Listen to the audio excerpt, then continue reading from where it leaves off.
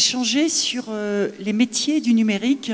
Depuis 2 jours, vous êtes plongé dans les usages et ce que permet le numérique et peut-être la promesse aussi qu'offre le numérique. Et on va regarder si toutes les personnes qui travaillent à cette promesse du numérique, quels sont ces métiers qui sont exercés pour développer ces outils et est-ce que ces métiers sont accessibles à des personnes en situation de handicap et est-ce que des ESAT pourraient poursuivre et se positionner sur ce marché. Voilà l'objet de notre échange pendant 3 quarts d'heure.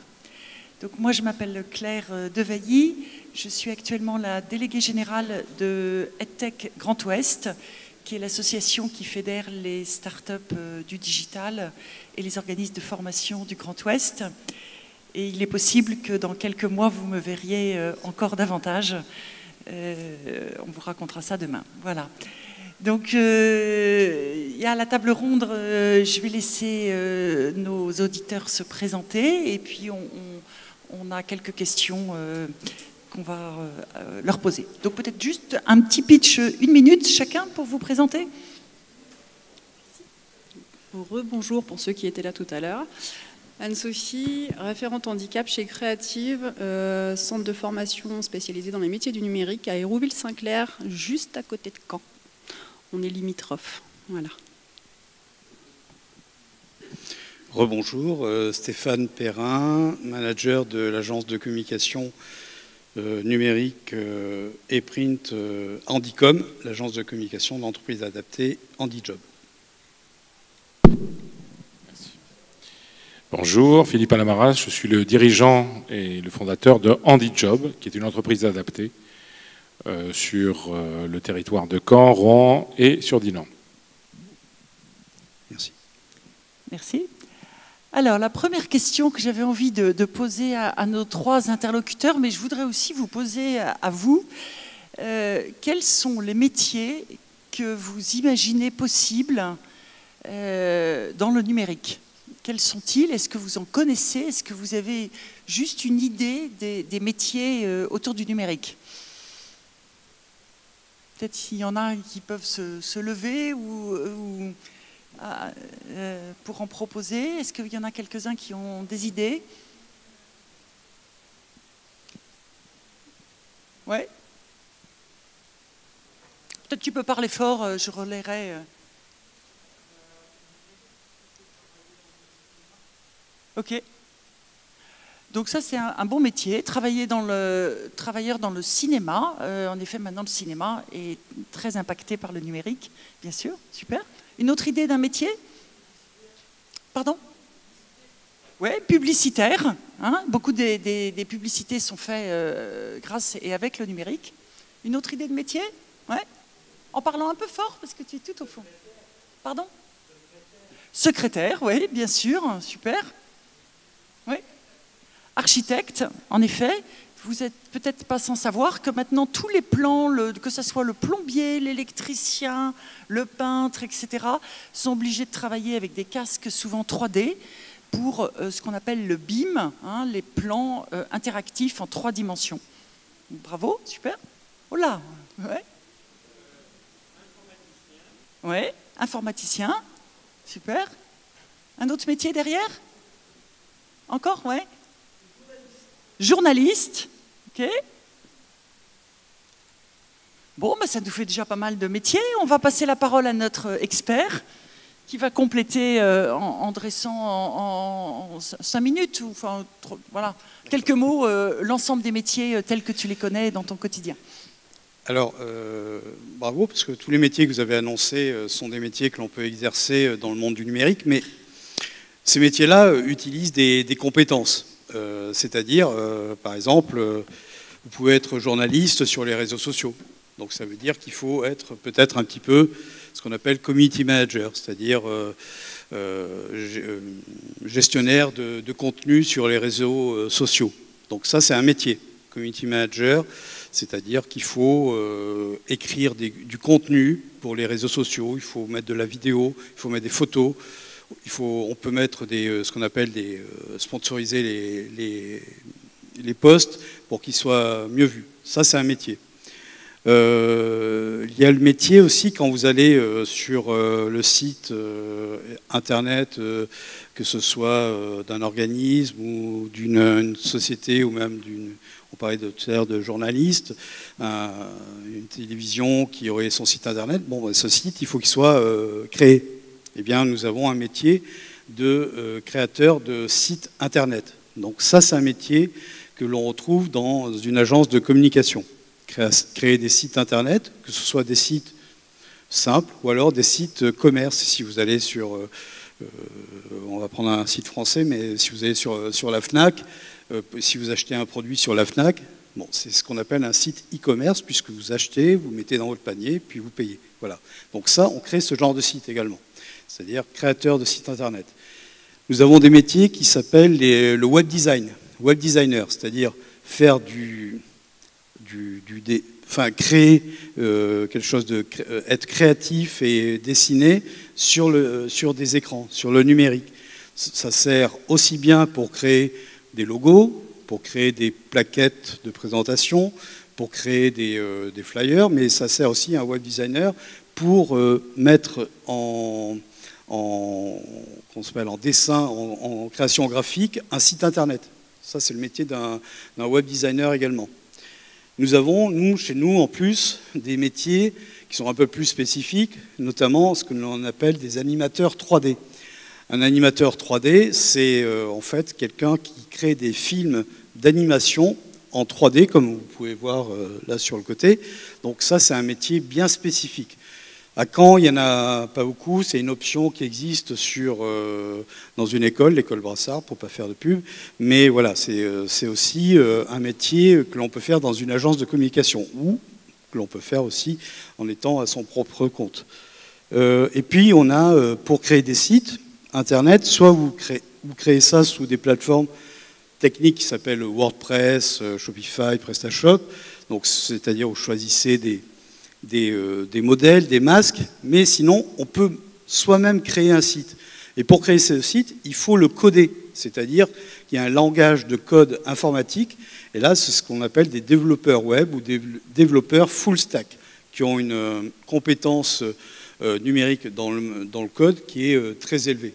Donc là, c'est un des métiers aussi qui est très important pour la création de sites internet, et ça permet aussi de créer des web applications, des applications qui marchent avec internet, ou alors il y a le métier de créateur d'applications que vous retrouvez sur vos je crois que c'est quoi, il y a quoi pour Google, c'est je ne sais plus le nom, hein? Non, mais la plateforme pour télécharger des applications, je n'ai plus le nom, ou alors sur l'App Store ou et le Play Store, voilà, je cherchais pour Google. Alors, est-ce que vous avez retenu web designer, développeur 3D, codeur, intégrateur, réseau, community manager? Ça fait déjà pas mal, avec en plus tous ceux que vous nous avez cités. Et je pense qu'il y en a encore un, tu voudrais dire ou... Après, il y a aussi le métier de chef de projet, c'est-à-dire que c'est la personne qui gère justement un projet entre le client et la production et qui fait l'interface, qui s'occupe justement du projet, du suivi de projet. Okay. On parlait tout à l'heure de la cuisine, hein, c'est comme s'il y avait un chef cuistot qui mélange tous les ingrédients qui ont été faits par donc, les web designers, les intégrateurs 3D, les développeurs. Et il y a in fine le chef cuistot qui fait ces belles applications que vous avez sur vos portables et peut-être ceux qui ont des ordinateurs sur leur ordinateur. Ok, merci. Ouais. Alors, est-ce que tous ces métiers vous semblent accessibles pour vous ? Est-ce que ça vous semble possible de vous former à ces métiers, en sachant qu'il y a une problématique, et là moi je parle de mon expérience, en tout cas dans le Grand Ouest, c'est que tous ces métiers évoluent très vite. Ce n'est pas parce qu'on sait développer un site aujourd'hui qu'on le saura dans 6 mois, 1 an, puisque toutes ces technologies évoluent très vite. Donc il est absolument important pour accéder à ces métiers, d'abord d'y accéder bien sûr avec vos spécificités et encore plus après de maintenir ses compétences. Alors, je vous propose qu'on va écouter notre deuxième invité, qui est spécialiste des questions de formation sur les questions du numérique. Si tu peux raconter comment, dans ton organisme de formation, tu accompagnes la formation, notamment des personnes qui ont des besoins spécifiques. Ok. Alors, l'idée, c'est qu'on voit, on identifie déjà les personnes en situation de handicap, on les identifie. Après, je vois avec eux s'il y a des besoins d'aménagement. Alors, les aménagements, c'est très vague. Ça peut être plein de choses. Ça peut être de l'aménagement de temps de formation. Ça peut être de l'aménagement de poste. Ça peut être de l'ancrage mémoriel supplémentaire, un accompagnement pédagogique un peu plus poussé sur des temps définis.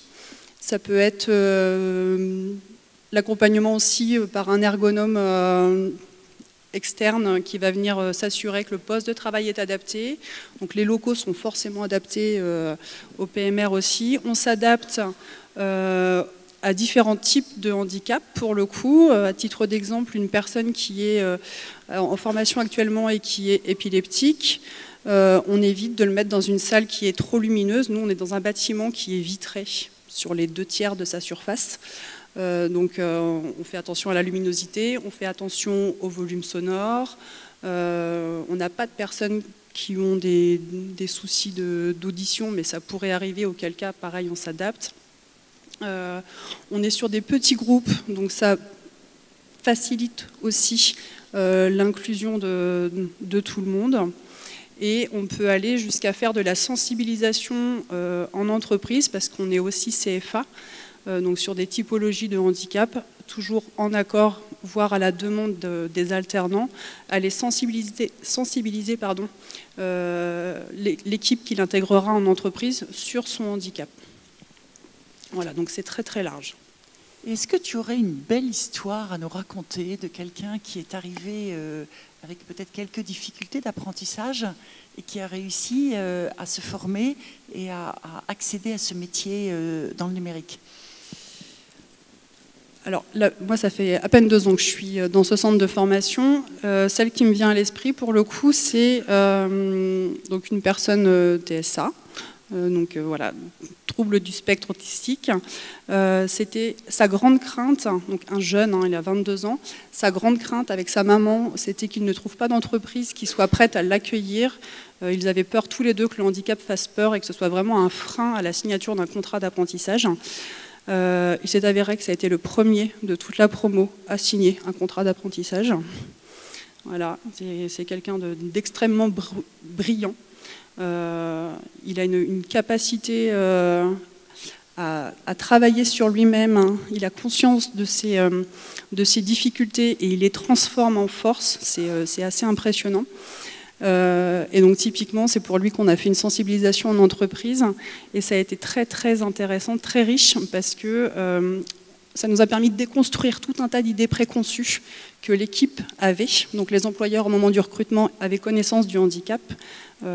L'alternant ne s'en est pas caché. Enfin voilà, c'est quelque chose, même s'il s'est posé la question, et c'est quelque chose qu'on voit beaucoup, que ce soit sur de la recherche d'alternance ou de la recherche de stage. Est-ce que je parle de mon handicap? Est-ce que je ne serait-ce qu'évoque le fait que je suis en situation de handicap? On note souvent que voilà, c'est une crainte que ce soit un frein à l'employabilité derrière. Donc ça, on est bien d'accord que nous, on écoute, mais on fait rien contre l'avis de l'apprenant. Si l'apprenant n'a pas envie d'en parler en entreprise, c'est son choix.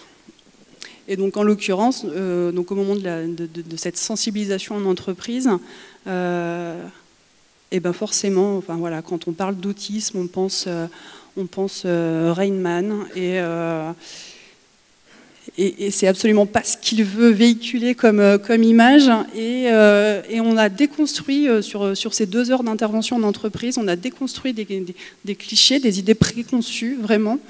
Et ça a permis à l'apprenant de s'intégrer, mais avec une facilité. Alors il a la chance d'être dans une entreprise ultra bienveillante. C'est un tout petit groupe aussi.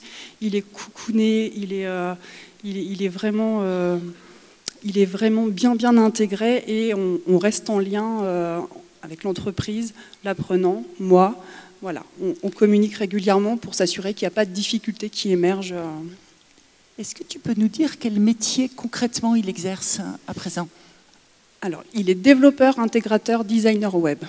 Okay. Voilà. Développeur, intégrateur, technicien, designer développeur. web. Je pense qu'on peut l'applaudir. Arrive en dernier et que voilà.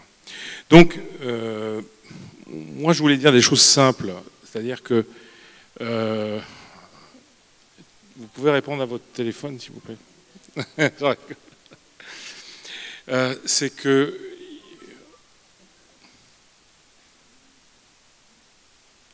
ah c'est le tien, c'est le tien, mais si, dis-le, c'est le tien. Voilà. Voilà. Et voilà. Voilà. Bien. Là, je pense qu'on les a captés. Je voulais dire des choses simples. Ce que nous essayons de faire en entreprise adaptée, c'est faire des choses ordinaires, avec des personnes ordinaires comme nous tous, mais parfois qui deviennent des choses extraordinaires. Et moi, je suis pas pour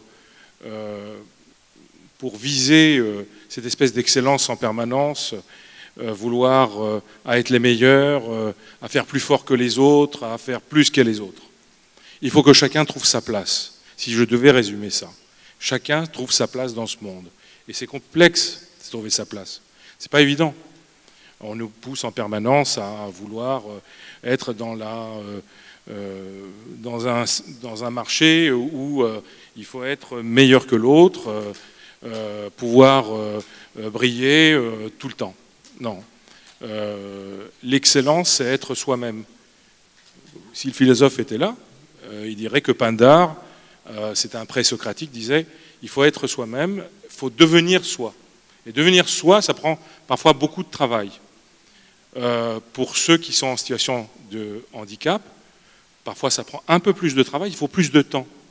Et dans cette aventure qui nous lie souvent dans le travail, mais bien au-delà, eh ben, on découvre, chacun se découvre, et en se découvrant, il découvre mieux le monde et des choses extraordinaires. Donc, dans une entreprise adaptée, on essaye d'écouter, de prendre plus de temps et de mettre une distance entre cette hyper-productivité, rentabilité, et ce qu'on devrait faire au quotidien pour améliorer l'humanité. C'est-à-dire faire comprendre à tout le monde, c'est pour ça que ce matin je parlais d'une démarche holistique, globale, que par-delà le bien et le mal, il faut que chacun, on fasse du bien, enfin, on recherche le bon plus exactement, le bon pour chacun. Voilà. Quand je dis le bon, c'est pas quelque chose de totalement utopique, bien au contraire. Et c'est le travail, pour moi, de l'entreprise adaptée. Comme des ESAT aussi, parce qu'on a une approche qui est effectivement différente, mais qui, et je le vois là, dans les jeunes générations, ça sera l'approche de demain, ou ça ne sera pas du tout. Et ces jeunes générations recherchent non seulement de donner du sens, mais aussi à ce que ça soit bon pour tous. Et ça, c'est la bonne approche pour moi. Est-ce que tu peux donner un exemple peut-être assez concret? Très concret. Alors je vais être très concret. Voilà. Très concret. Par exemple,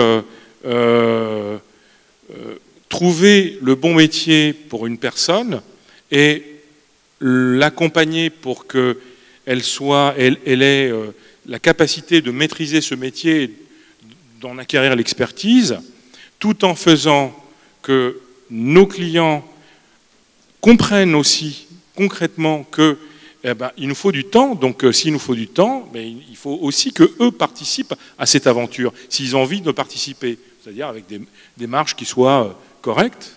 Hein. Et nous-mêmes, nos fournisseurs, on fait en sorte de nouer une relation avec eux qui soit durable. Cette durabilité, elle est essentielle dans nos métiers. C'est-à-dire qu'on ne démarre pas pour faire du one-shot, pour prendre une personne ou prendre une affaire et puis la laisser tomber derrière. Il faut qu'il y ait un projet, quelque chose de construit, qui apporte quelque chose. Et c'est ça le travail, je dirais, du développement durable, écologique, économique et social, qui est indivisible du handicap et de l'approche sociale. C'est de comprendre que effectivement, on doit prendre en considération tous les acteurs de l'entreprise, parce que là, on parle de l'entreprise, interne ou externe.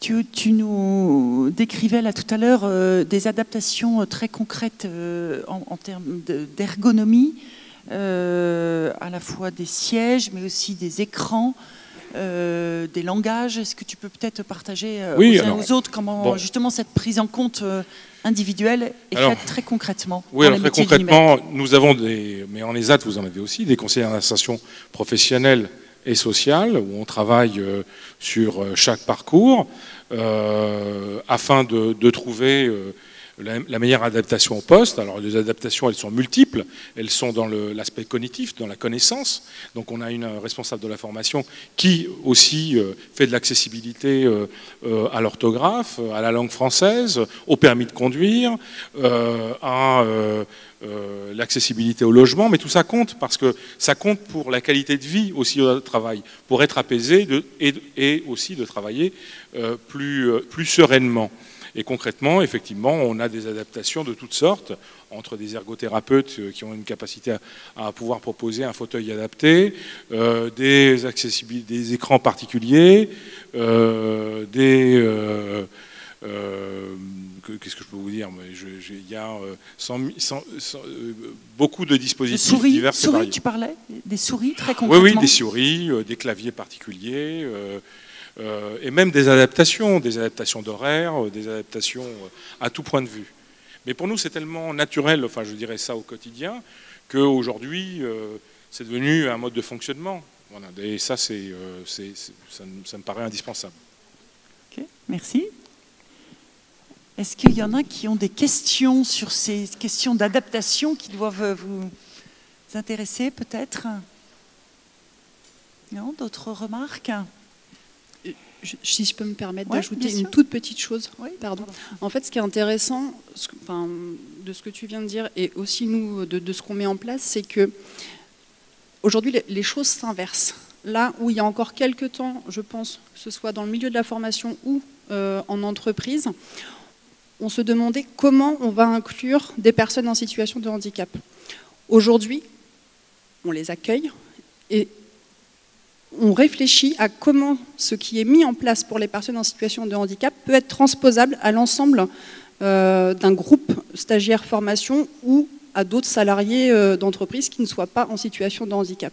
Et ça, moi, je trouve que c'est super intéressant parce que ce qui faisait une différence au départ et qui pouvait faire émerger des freins à l'entrée en formation ou à l'accès à l'emploi, aujourd'hui, ça devient une force qui va se répercuter sur l'ensemble du groupe. Et moi, je trouve ça génial. Voilà, c'était juste... Oui, bravo. Et alors moi j'aurais envie d'ajouter un cran supplémentaire du besoin de différents compétents et puis de ce que vous portez tous dans le milieu du numérique, puisque vous n'êtes pas peut-être sans savoir qu'il y a un besoin criant de talent dans le numérique, et donc les entreprises ont besoin de vous et ont besoin vraiment de tout ce que vous pouvez apporter, à la fois pour produire du numérique, et puis, comme tu viens de le dire aussi, peut-être pouvoir aussi diffuser des bonnes pratiques telles que vous êtes les porte-parole et les expérimentateurs. Donc c'est vraiment des belles perspectives, me semble-t-il. On aime bien se faire des blagues. Voilà. Donc merci. Pour terminer, il y a 2-3 messages que j'aimerais dire. C'est que effectivement, ce que je disais, c'est l'envie.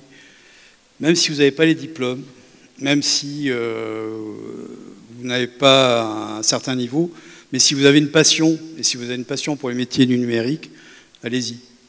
Il y a ce qu'il faut, il y a des organismes pour vous former, il y a des entreprises qui peuvent vous accueillir, donc ça, allez-y. Ça, c'est vraiment, n'hésitez pas.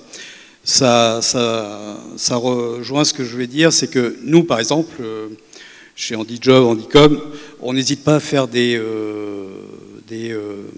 mises en immersion. C'est-à-dire que si vous voulez découvrir les métiers, nous, on le fait. Il y a des personnes qui sont en train de chercher leur voie, il y a des personnes qui sont en reconversion professionnelle, des personnes qui ne connaissent pas et qui se disent peut-être que le numérique c'est pour moi, les métiers numériques c'est pour moi. Eh bien, si vous avez besoin de voir ce que c'est, on vous accueillera pendant 1 jour, 2 jours, et on vous expliquera et vous verrez. Et après, peut-être que là, vous déciderez d'aller faire une formation. Donc ça, c'est important. C'est important d'aller se confronter justement au métier du numérique pour voir ce que c'est. Ça, c'est hyper important. Et puis, on parlait tout à l'heure des différents métiers dans le numérique. Nous, on a, chez Handicom, on a 90% des personnes qui sont chez Handicom ont des handicaps qui sont invisibles. Donc, ça veut dire aussi que ça demande une forme de management qui est vraiment spécifique pour chacun. Il y a puisqu'on est une entreprise adaptée quand même, avec des objectifs, mais il y a quand même aussi, il faut tenir compte de ces handicaps pour justement ne pas aller au-delà de ce que la personne peut faire. Et je vais vous donner un exemple, là ça ne dérangerait pas. Nous, on a donc une personne qui s'occupe de la gestion des réseaux sociaux pour des clients, pour des entreprises. Et cette personne, je vais vous dire jusqu'où nous on pousse l'inclusion, cette personne, elle est dyscalculique, dysorthographique, dyslexique. Je ne pense pas que vous trouverez beaucoup d'entreprises ou d'agences qui mettront une personne qui ont ce handicap, puisqu'il faut publier sur les réseaux sociaux. Et donc, on a voulu que cette personne ait ce métier-là, parce que, ça lui permet d'avoir confiance en elle, ça lui permet de s'épanouir. Bien sûr que derrière, c'est une organisation et un process qui est un peu plus long qu'une personne qui saurait très bien écrire, qui ne ferait pas de faute ou quoi que ce soit, mais c'est pas grave, c'est valorisant pour la personne, c'est valorisant pour nous, et nous, parfois, on n'hésite pas à en parler à nos clients, et ça permet aussi de valoriser aussi ce travail que l'on fait auprès des personnes qui sont avec nous. Voilà. Est-ce que tu peux, peut-être parce que tu le disais de façon intéressante tout à l'heure, bien dire quelle était, au-delà de ce qu'elle représente, en termes de réalisation, la créativité qui était au rendez-vous? Autrement dit, qu'est-ce qu'elle apporte de plus avec sa spécificité en termes de réalisation? Alors, je ne pense pas que le handicap de la personne puisse apporter un plus. Mais par contre, ce sont des personnes qui voudront toujours se dépasser un peu plus parce qu'elles sont aussi dans un état d'esprit de dire, voilà, moi j'ai un handicap, mais mon handicap ne m'empêche pas d'être web designer, d'être développeur, d'être community manager, voilà, donc d'être animateur 3D. Donc voilà, l'idée elle est là. Mais on ne va pas dire que le handicap va amener plus de spécificité. C'est plus dans l'état d'esprit. Merci. Voilà. Est-ce que vous avez des questions ou vous avez envie d'avoir un éclairage sur l'un ou l'autre de nos témoins? Messieurs? Là-bas au fond, je crois. Non. Oui, là-bas? Je ne vois pas très bien. Oui, voilà, super. Tu peux te lever peut-être pour qu'on t'entende? Oui, je voulais savoir si vous avez plusieurs expériences réussies d'intégration de travailleurs qui sont passés par des ESAT dans les effectifs que vous accueillez aujourd'hui au sein de l'entreprise adaptée. Si vous avez mis en place des partenariats avec des ESAT pour pouvoir justement accompagner et également former certains travailleurs vers les métiers du numérique. Alors, vous avez entendu la question? C'est le passage donc, de l'ESAT vers l'entreprise adaptée, voire peut-être plus... voilà. Ok, merci. Il y a 2 ans, nous avons initié un partenariat, nous sommes même conventionnés auprès de la bataille, afin de faire des sorties des ESAT et entrer chez nous. On a eu 4 personnes, mais pas dans le numérique, pas encore. Mais ça ne saurait tarder. Je pense que c'est un champ que nous explorons, mais on a voulu faire une première expérimentation, et c'est pas péjoratif dans ma bouche, c'est-à-dire essayer de voir comment les profils qui se sentaient prêts de sortir des ESAT on pouvait les intégrer avec un accompagnement aussi bien en sortie des ZAT que chez nous, une prise en charge par les conseillers d'insertion professionnelle et par leurs managers pour que cela soit, qu'il y ait une intégration qui soit bien réussie. Quand je dis chez nous, parce que c'est quand même, je dirais que entre ESAT et EA, même si on a des profils qu'on partage, hein, tout à fait, c'est une entreprise, donc ça fonctionne différemment. Et il faut un temps d'adaptation.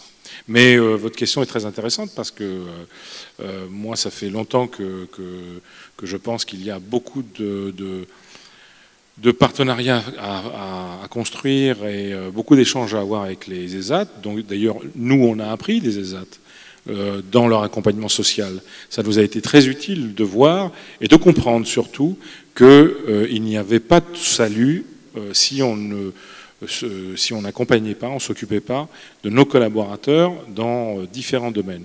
Et ça a aussi permis, moi je suis par ailleurs délégué de l'Union nationale des entreprises adaptées sur le territoire normand, et je suis un des premiers prescripteurs pour que les entreprises, mes confrères, les entreprises adaptées, embauchent des CIP, parce que ça a beaucoup de vertus dans une entreprise adaptée, j'en suis persuadé. Merci. Est-ce qu'il y a une autre question? Ou peut-être si l'un de vous avait un projet à partager dans ces métiers du numérique? Ouais. Tu peux parler un petit peu plus fort?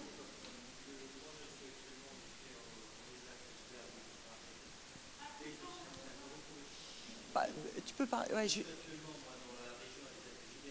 Ok.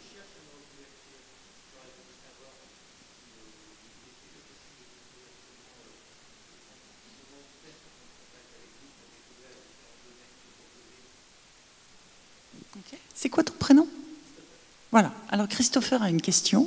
Tu travailles en ESAT. À côté de... Dans quelle région tu peux dire?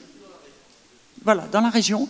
Et il souhaiterait savoir comment découvrir les métiers et accéder éventuellement à ce type de formation ou de métier.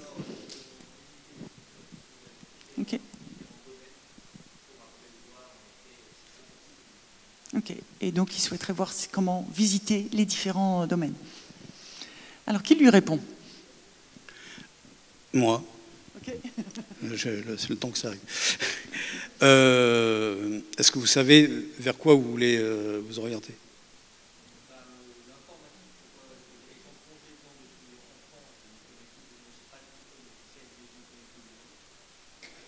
Alors, juste une petite précision, l'informatique, c'est un peu différent de la communication.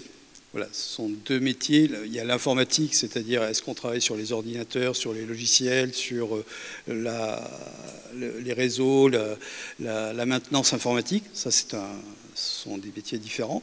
Et puis après, il y a le... Pardon ? Oui, c'est possible aussi, mais et après, c'est pas de souci. Mais et après, il y a les communications, la communication numérique, chose à laquelle on est plus à même éventuellement de répondre. Mais ce qu'il faut, c'est venir me voir après, et je vous donnerai un mail pour vous envoyer. Oui, alors, concernant effectivement ce que disait Stéphane sur le numérique, je le confirme. Ceci dit, aujourd'hui, nous, on est passé au réemploi d'électronique et on va aller vers la réparation d'ordinateurs en peu de temps, portables et de petits électroménagers. Et également, on va faire du recyclage de vélos et surtout ce qui se fait pas, de la customisation de vélos et de fauteuils roulants. Donc, s'il y a des vocations qui veulent plus tard venir nous voir, nos portes sont grandes ouvertes. Il suffit de les pousser, vous venez et on vous accueillera avec grand plaisir. Voilà, peut-être pour cette petite clarification en termes de vocabulaire, hein, dans le numérique, il y a deux grandes familles de métiers. Il y a les métiers d'informaticien. Si on peut reprendre l'analogie qui vaut ce qu'elle vaut de la cuisine. Il y a celui qui prépare la farine, hein, qui va chercher le grain, qui moud, etc. Donc qui prépare les matériaux, ça c'est l'informaticien. Et puis celui qui finit par faire le gâteau avec tous les ingrédients possibles et inimaginables.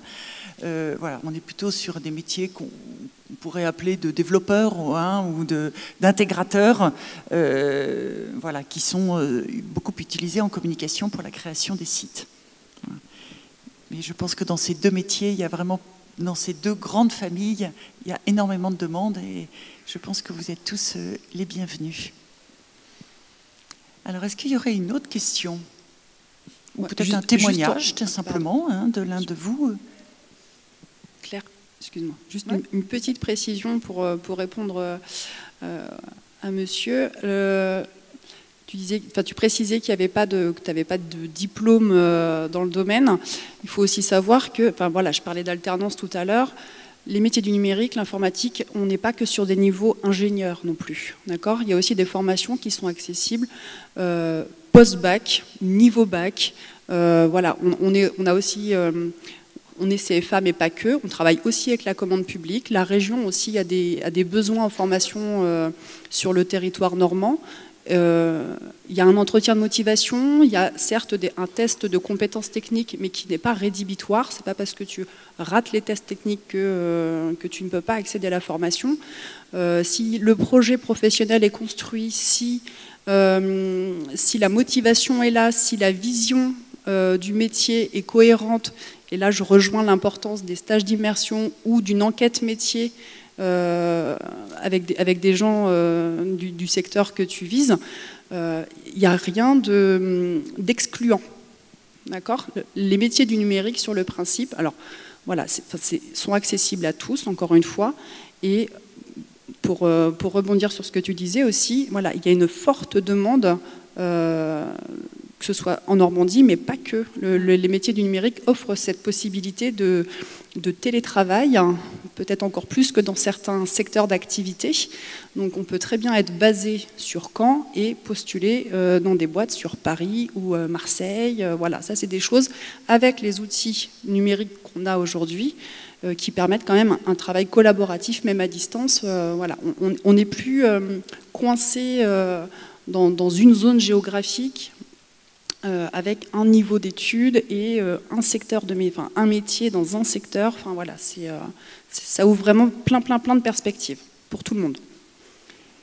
Voilà, j'ai envie de continuer aussi là-dessus, puisque vous avez bien, et mon confrère Yannick Raffnel l'a dit tout à l'heure, les besoins dans le numérique sont évidemment particulièrement développés pendant la crise du Covid, font partie des priorités du gouvernement.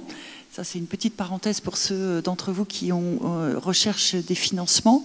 Donc, tous les projets financés dans le cadre du plan de relance ont un volet, doivent être déclinés avec une réponse numérique, et une réponse numérique made in France, puisque il y a un vrai enjeu pour le gouvernement et pour chacun de nous que les solutions numériques ne partent pas chez nos amis Google, Facebook et toute la clique.